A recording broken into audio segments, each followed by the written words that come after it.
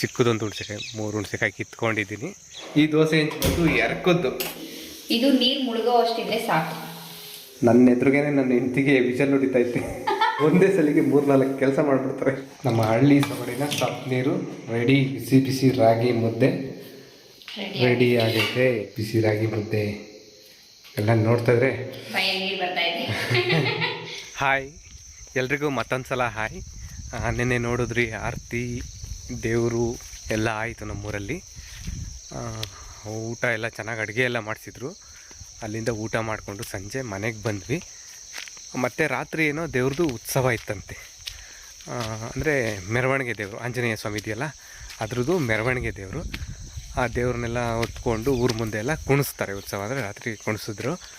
ಉತ್ಸವ ಇತ್ತು. ನಾವು ಅದನ್ನು ನೋಡೋದಕ್ಕೆ ಹೋಗೋಕ್ಕಾಗಲಿಲ್ಲ, ಯಾಕೆಂದರೆ ಹೊಲ್ದತ್ರ ಮನೆ ಇರೋದಲ್ವ.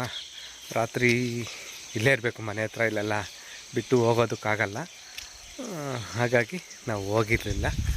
ಮತ್ತು ಮಾರನೇ ದಿನ ಸಂಜೆ ಇದು ಇವತ್ತಿನ ದಿನಚರಿ ಅಂದರೆ ನಮ್ಮ ಶ್ರೀಮತಿಯವರು ಹುಣಸೆಕಾಯಿ ಕಿತ್ಕೊಬರೋದು ಕೇಳಿದ್ದಾರೆ. ಹಸಿ ಹುಣಸೆಕಾಯಿ.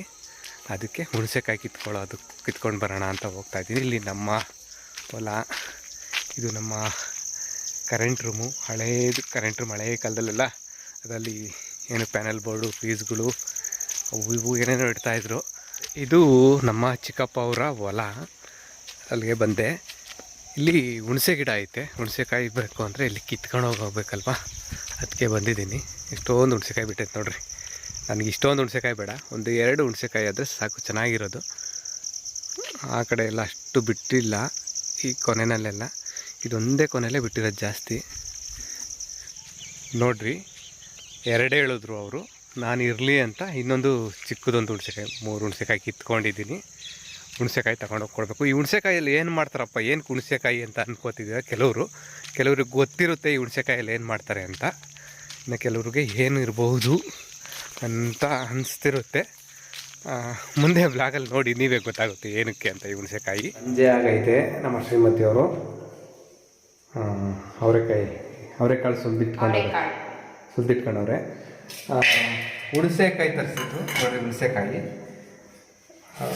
ಹುಣಸೆಕಾಯಿ ತಂದಿದ್ದೆ ಅದಕ್ಕಮ್ಮ ಸಪ್ನೀರು ಮಾಡೋದಕ್ಕೆ. ನಮ್ಮ ಇದರಲ್ಲಿ ಸಪ್ನೀರ್ದೇನೋ ಫೋಟೋ ಹಾಕಿದ್ದೆ. ಅದಕ್ಕೆ ಒಬ್ಬರು ಕಮೆಂಟ್ ಮಾಡಿ ಕೇಳಿದ್ರು ಸಪ್ನೀರ್ ರೆಸಿಪಿ ತೋರಿಸಿ ಅಂತ. ಅದಕ್ಕೆ ಇವಾಗ ಅವರೆಕಾಳು ಸುಲ್ದಿಟ್ಕೊಂಡಿದ್ರು. ಅವರೆಕಾಳನ್ನೆಲ್ಲ ತೊಳ್ಕೊತಾವ್ರೆ. ಅವರೆಕಾಳನ್ನೆಲ್ಲ ತೊಳೆದು ನಮ್ಮ ಶ್ರೀಮತಿಯವರು ಈ ಕುಕ್ಕರ್ಗೆ ಹಾಕ್ತಾವ್ರೆ. ಅಂದರೆ ಹಸಿ ಅವರೆಕಾಳು ನಮ್ಮ ಈ ಸಪ್ನೀರು ಮಾಡೋದಕ್ಕೆ ಬೇಕಾದಂಥ ಪದಾರ್ಥಗಳಲ್ಲಿ ಹಸಿ ಕಾಳು, ಅವರೆಕಾಳು ಆಗ್ಬೋದು, ಏನಿದು ತೊಗರಿ ಕಾಳು ಆಗ್ಬೋದು, ಅಲಸಂದೆ ಕಾಳು ಆಗ್ಬೋದು. ಹಸಿ ಅವರೆಕಾಳು, ತೊಗರಿ ಕಾಳು, ಹಸಿ ಕಾಳಲ್ಲಿ ಮಾಡೋ ಅಂಥದ್ದು. ಹಸಿ ಕಾಳು ಜೊತೆಗೇ ಹುಣಸೆಕಾಯಿ, ನಾನು ಹೇಳಿದ್ನಲ್ಲ ಹುಣಸೆಕಾಯಿ ಬೇಕು. ಅಥವಾ ಹುಣಸೆಕಾಯಿ ಬದಲು ಟೊಮೊಟೊ ಇಟ್ಕೋಬೋದಲ್ಲ ನಮ್ಮ, ಟೊಮೊಟೊ ಬಳಸ್ಕೋಬೋದು. ಮತ್ತು ಬದನೆಕಾಯಿ, ಆಮೇಲೆ ಹಸಿಮೆಣಸಿನ್ಕಾಯಿ, ಕೊತ್ತಂಬರಿ, ಬೆಳ್ಳುಳ್ಳಿ. ಇಷ್ಟೇನ ಬೇಕಿರೋದು? ಇಷ್ಟೇ. ಅದೇ ಟೊಮೊಟೊ, ಹುಣಸೆಕಾಯಿ ಬದಲು ಟೊಮೊಟೊ ಹಾಕೋಬೋದು.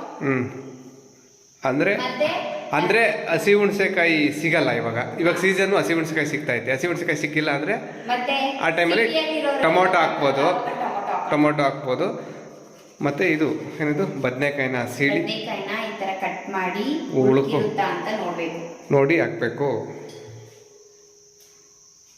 ಮತ್ತೆ ಈ ಸಪ್ನೀರ ಹಸಿಕಾಯಲ್ಲೇ ಮಾಡ್ಕೋಬೇಕು ಅಂತ ಏನಿಲ್ಲ, ಒಣಗಿರೋ ಕಾಳಲ್ಲೂ ಮಾಡ್ಕೋಬಹುದು. ಒಣಗಿರೋ ಅಂತ ಅಳಸಂದೆ ಕಾಳು ಮತ್ತೆ ಹುರುಳಿಕಾಳನ್ನ ಮೊಳಕೆ ಕಟ್ತಾರೆ ಗೊತ್ತಾ, ಆ ಮೊಳಕೆ ಕೊಟ್ಟರೆ ಹುರುಳಿಕಾಳು, ಇವೆರಡರಲ್ಲಿ ಸಪ್ನೀರ್ ಮಾಡಿದ್ರು ಚೆನ್ನಾಗಿರುತ್ತೆ. ಆದರೆ ಹಸಿಕಾಳೆ ಟೇಸ್ಟ್ ಸಪ್ನೀರ್, ಹಸಿಕಾಳೆ ಟೇಸ್ಟ್ ಸಪ್ನೀರ್. ಹಸಿಕಾಳು ಅವರೆಕಾಳೆ ಟೇಸ್ಟ್ ಸಪ್ನೀರ್. ಈಗ ಬದನೆಕಾಯಿನ ಒಂದ್ಸರಿ ತೊಳೆದ್ಬಿಟ್ಟು ಕುಕ್ಕರ್ಗೆ ಹಾಕ್ಬಿಟ್ಟು ನೀರು ಹಾಕ್ಬೇಕು. ಈಗ ರುಚಿಗೆ ತಕ್ಕಷ್ಟು ಉಪ್ಪು ಹಾಕ್ಬಿಟ್ಟು ಆಮೇಲೆ ಏನು ಮಾಡ್ಬೇಕು ಮೇಡಮ್? ಸ್ಟವ್ ಆನ್ ಮಾಡಿಬಿಟ್ಟು ಕುಕ್ಕರ್ ಕ್ಯಾಪ್ ಹಾಕಿ 3 ವಿಸಲ್ ಕೂಗಿಸ್ಬೇಕು. ಹೌದಾ? 3 ವಿಸಲ್ಲ? 3 ವಿಸಲ್.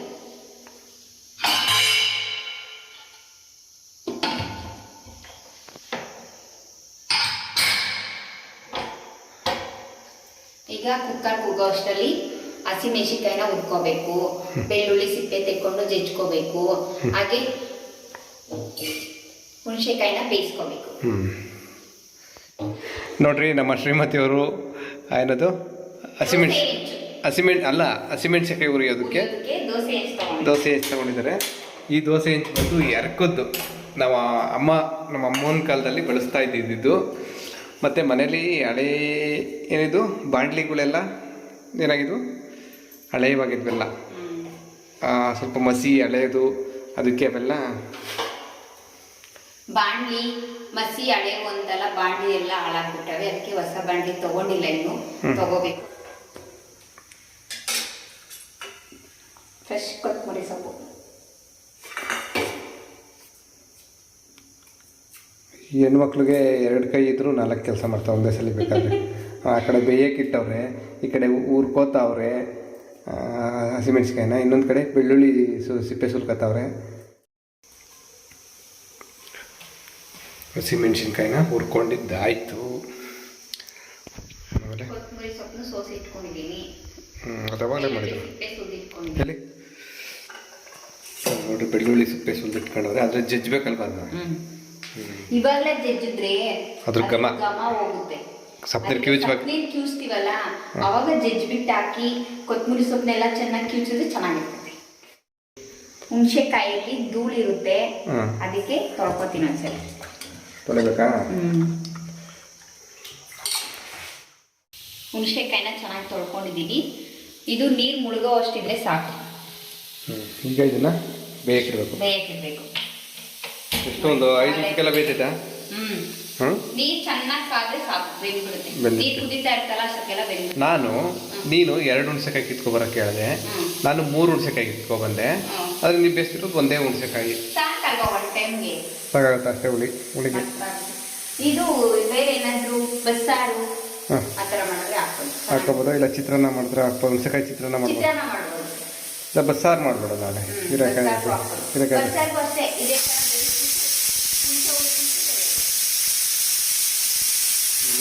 ಬಂತು.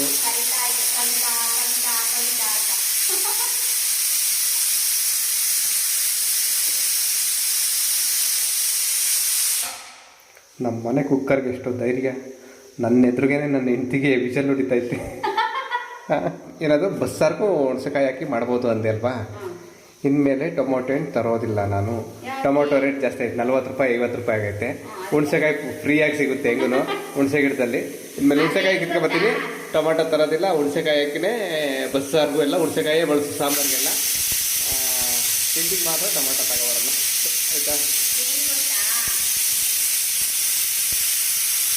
ತಿಂಡಿ ಅದೇನು ಹೇಳೋದು ಕೇಳಿಸ್ತಾ ಇಲ್ಲ, ನೀನು ಹೇಳೋದು ನನಗೆ ಕೇಳಿಸುತ್ತೆ ಈ ವಿಡಿಯೋಗೆ.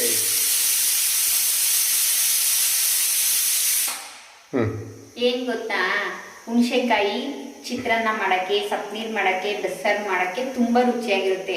ಆದ್ರೆ ಬೇರೆ ಹುಳಿ ಸಾರು, ಮಸ್ಕಾಯಿ ಅದರಕ್ಕೆಲ್ಲ ಏನು ಅಷ್ಟೊಂದು ರುಚಿ ಅಲ್ಲ. ಅದಕ್ಕಲ್ಲ, ಬರೀ ಬಸ್ಸಾರು ಅಂತವಕ್ಕೆ ಟೊಮೊಟೊ ಬಳಸ್ಬೇಡ, ಹುಣಸೆಕಾಯಿ ಬಳಸಕ್ಕೆ. ಟೊಮೊಟೊ ರೇಟ್ ಜಾಸ್ತಿ ಆಗೈತೆ, ಅದಕ್ಕೆ ನೀನ್ ಕಿತ್ಕೊಬಂದು ಕೊಡ್ಬೇಕಲ್ಲ. ಕಿತ್ಕೊಬತ್ತೀನಿ ಇಲ್ಲೇ. ಚಿತ್ರಾನ್ನ ಚೆನ್ನಾಗಿರ್ತದೆ.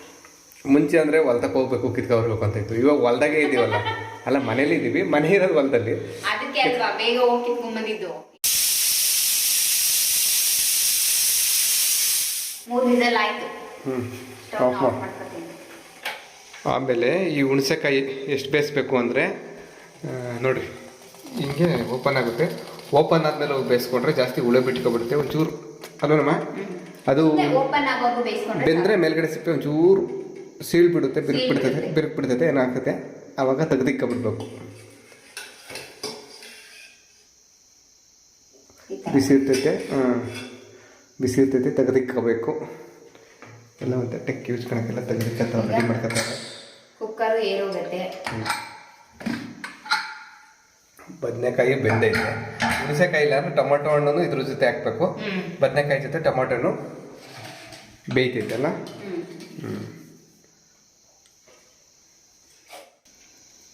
ಕಾಳು ಬೆಂದೈತೆ, ಹಿಂಗೆ ಹಿಂಗೆ ಇಸ್ಕಿದ್ರೆ ಇದಾಗುತ್ತೆ. ಕಾಳು ಬೆಂದಿದೆ, ಸ್ವಲ್ಪ ಕಾಳು ಹಾಕ್ಬೇಕು. ಸಪ್ನೆ ಕಿವುಚಕ್ಕೆ. ಇದು ಆರ್ಕಮ್ಮೆ ಸುತ್ತಾ ಆಯ್ತು ನೋಡು. ಹ್ಞೂ ಇದು ಎಲ್ಲ ತೊಟ್ಟೆಲ್ಲ ತೆಗ್ದಿಡ್ಬೇಕು ಆಮೇಲೆ. ಸ್ವಲ್ಪ ತಣ್ಣಗಾಗ್ಬೇಕು ಅದೆಲ್ಲ. ಈ ಕಡೆ ಸಪ್ನೀರು ಕಿವುಚಕ್ಕೆ ಬಿಸಿ ಐತೆ, ಅದು ತಣ್ಣಗಾಗಬೇಕೆಲ್ಲ ಅಂತೇಳಿ ಅಲ್ಲಿ ಇಟ್ಬಿಟ್ಟು ಇನ್ನೊಂದು ಕಡೆ ಮುದ್ದೆ ಮಾಡೋಕ್ಕಿಕ್ಕವ್ರೆ, ರಾಗಿ ಮುದ್ದೆ ಮಾಡೋಕ್ಕೆ. ಮತ್ತು ಆ ಕಡೆ ಪಾತ್ರೆನೂ ತೊಳ್ಕೊತಾವ್ರೆ. ಒಂದೇ ಸಲಿಗೆ 3-4 ಕೆಲಸ ಮಾಡಿಬಿಡ್ತಾರೆ ಹೆಣ್ಮಕ್ಳು.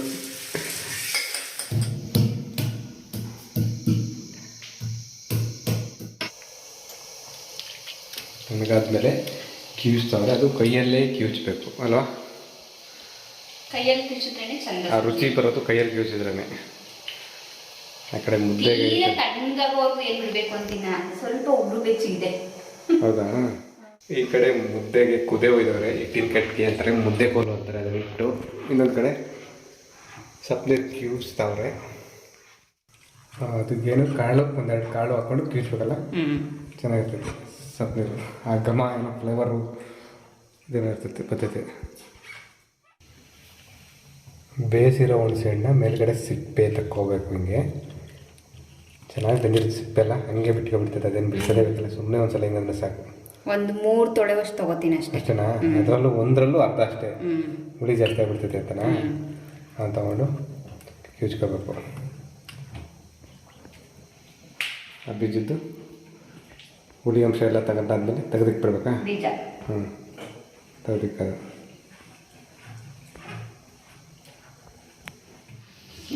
ಹಸಿಮೆಣ್ಸಿಕಾಯಿನೂ ಹಾಕ್ಕೊಂಡು ಕಿವುಚ್ಕೋಬೇಕು. 4 ಸಾಕ?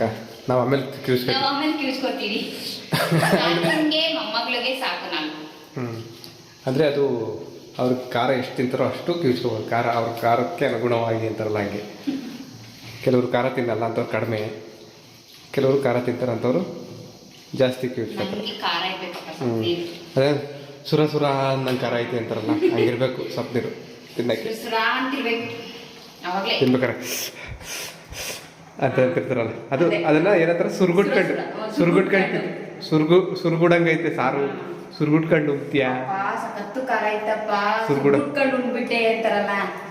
ಹಂಗೆ ಹಸಿಮೆಣ್ಸಿಕಾಯಿ ಕಿವುಚ್ ಆದ್ಮೇಲೆ ಕೊತ್ತಂಬರಿ ಸೊಪ್ಪು ತೊಳ್ಕೊಂಡಿದ್ದೀನಿ. ಕೊತ್ತಂಬರಿ ಸೊಪ್ಪನ್ನ ಏನು ಕತ್ತಿಯಲ್ಲಿ ಹಚ್ಚಾಕೋದು, ಕಟ್ ಮಾಡಾಕೋದು ಆ ಥರ ಮಾಡಬಾರ್ದು. ಕೈಯಲ್ಲಿ ಈ ಥರ ಎಲ್ಲ ಸಣ್ಣಗೆ ಜಿಗ್ಕೊಂಡು ಏನು ಹೇಳ್ತಾರಲ್ಲ ಮಾಡಿ ಚೆನ್ನಾಗಿ ಕಿವುಚ್ಬೇಕು. ಕಿವುಚಿದ್ರೆ ಅದು ರುಚಿ ಬರೋದಲ್ಲ, ಸಪ್ಪದಾಗಿರುತ್ತೆ. ಇಲ್ಲಾಂದ್ರೆ ಬೆಳ್ಳುಳ್ಳಿ ಜೊತೆ ಹಂಗೆ ಜಜ್ಜಿಬಿಟ್ಟು ಹಾಕೋಬೋದು. ಸಪ್ನೀರ್ನೆಲ್ಲ ಸಪ್ರೇಟ್ ಒಂದು ಬಟ್ಲು ಅಂತೀವಿ ನಾವು, ಕೆಲವರು ಬೌಲ್ ಅಂತಾರ ಬಟ್ಲೆ ಅಂತಾರ. ಬಟ್ಲೆನಾ? ಬಟ್ಲಿಗೆ ಹಾಕಿಕ್ಕಿದ್ರು. ಅದ್ರ ಜೊತೆಗೆ ಇನ್ನು ಸಪ್ನೀರ್ ಇನ್ನೂ ಸಪ್ನೀರ್ ಐತಿ ಇದರಲ್ಲಿ, ಐತಲ್ವಾ? ಇದೆ. ಕಿವುಚಕ್ಕೆ ಒಂದೇ ಸರಿ ಜಾಸ್ತಿ ಸಪ್ನೀರ್ ಹಾಕೋಬಿಟ್ರೆ ಬೇಗ ತಣ್ಣಗಾಗಲ್ಲ, ಆರಲ್ಲ ಅಂತ ಹೇಳ್ಬಿಟ್ಟು ಸ್ವಲ್ಪ ಹಾಕಿದ್ದೆ ಅಷ್ಟೇ ನಾನು. ಅದರಲ್ಲಿ ಇವಾಗ ಇನ್ನೂ ಸ್ವಲ್ಪ ಎಷ್ಟು ಬೇಕೋ ಅಷ್ಟು ಸಪ್ನೀರನ್ನ ಇದ್ರೊಳಗೆ ಬೆರೆಸ್ಕೋಬೇಕು. ನಮ್ಮ ಹಳ್ಳಿ ಸೊಗಡಿನ ಸಪ್ನೀರು ರೆಡಿ. ಟೊಮೊಟೊ ಇದ್ರೆ ಸ್ವಲ್ಪ ಕೆಂಪು ಕಾಣುತ್ತೆ, ಟೊಮೊಟೊ ಕಲರ್. ಟೊಮೊಟೊ ಇಲ್ವಲ್ಲ, ಅದಕ್ಕೆ ಸ್ವಲ್ಪ ಹಸಿರು ಕಲರ್ ತರ ಕಾಣಿಸ್ತಾ ಇದೆ. ಹುಣಸೆ ರಸ ಅದಕ್ಕೆ. ಆಮೇಲೆ ಇದು ಸಪ್ನೀರು ಮುದ್ದೆ ಊಟ ಮಾಡೋದಕ್ಕೆ, ಅದಕ್ಕೆ ನೆಂಚ್ಕೊಳ್ಳೋದ್ರ ಜೊತೆಯಲ್ಲಿ ಕಾಳು ಇರುತ್ತೆ, ಬೇಯಿಸ್ಕೊಂಡಿರೋ ಕಾಳು. ಇದಕ್ಕೆ ಒಗ್ಗರಣೆ ಏನೂ ಹಾಕಲ್ಲ, ಹಂಗೆ ಕಾಳು. ಸಪ್ನೀರ್ಗೆ ಒಗ್ಗರಣೆ ಹಾಕಿದ್ರೆ ಚೆನ್ನಾಗಿರಲ್ಲ, ಬಸ್ಸಾಗೆ ಒಗ್ಗರಣೆ ಹಾಕಿದ್ರೆ ಚೆನ್ನಾಗಿರುತ್ತೆ. ಈಗ ರೆಡಿ ಆಯ್ತು, ಮುದ್ದೆ ಕಟ್ಕೋಬೇಕು. ಇವಾಗ ಮುದ್ದೆ ತೊಳ್ಸ್ಕೊಂಡು ಸಪ್ನೀರು ರೆಡಿ ಆದಮೇಲೆ ಮುದ್ದೆ ಮಾಡೋದಕ್ಕೆ ರೆಡಿ ಮಾಡ್ಕೊತಾವ್ರೆ. ಮುದ್ದೆ ಕಟ್ಟಕ್ಕೆ ಮಣೆ, ಕೈ ಬಿಸಿ ಆದರೆ ಇದಕ್ಕೆ ನೀರು ಎಲ್ಲ ಇಟ್ಕೊಂಡವ್ರೆ. ಈ ತಪ್ಪಲಾಗಿರೋ ಮುದ್ದೆನ ಈಗ ಒಂದು ಚೂರೇ ತಗೊಂಡು ಉಂಡೆ ಕಟ್ಕೋಬೇಕಿದೆ. ಮುದ್ದೆ ಕಟ್ಟಬೇಕು, ಮುದ್ದೆ ಕಟ್ಬೇಕಲ್ಲ. ಬಿಸಿ ರಾಗಿ ಮುದ್ದೆ ರೆಡಿ ಆಗೈತೆ.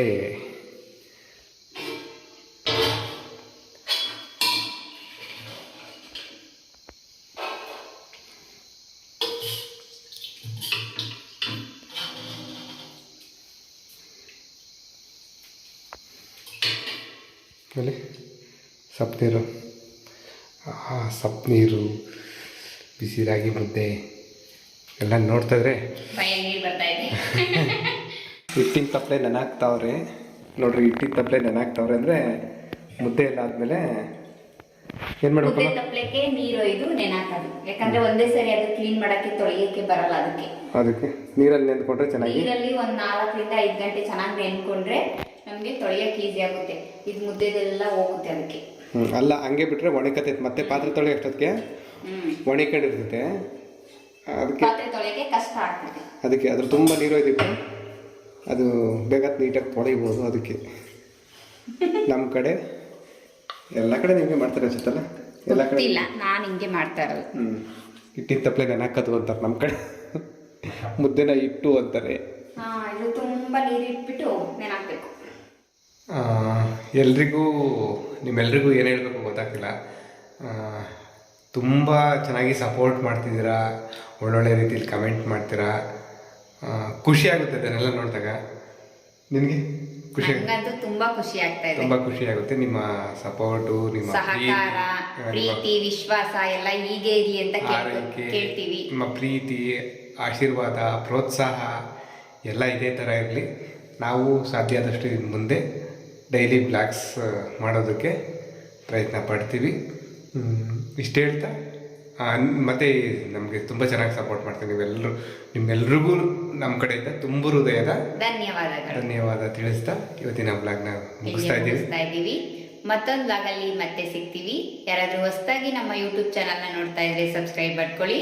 ಫೇಸ್ಬುಕ್ನಲ್ಲಾದರೆ ಮ್ಯಾರಿಡೇ ಫಾಲೋ ಮಾಡಿ. ಬಾಯ್. ಎಲ್ರಿಗೂ ಒಳ್ಳೆಯದಾಗಲಿ. ಧನ್ಯವಾದ.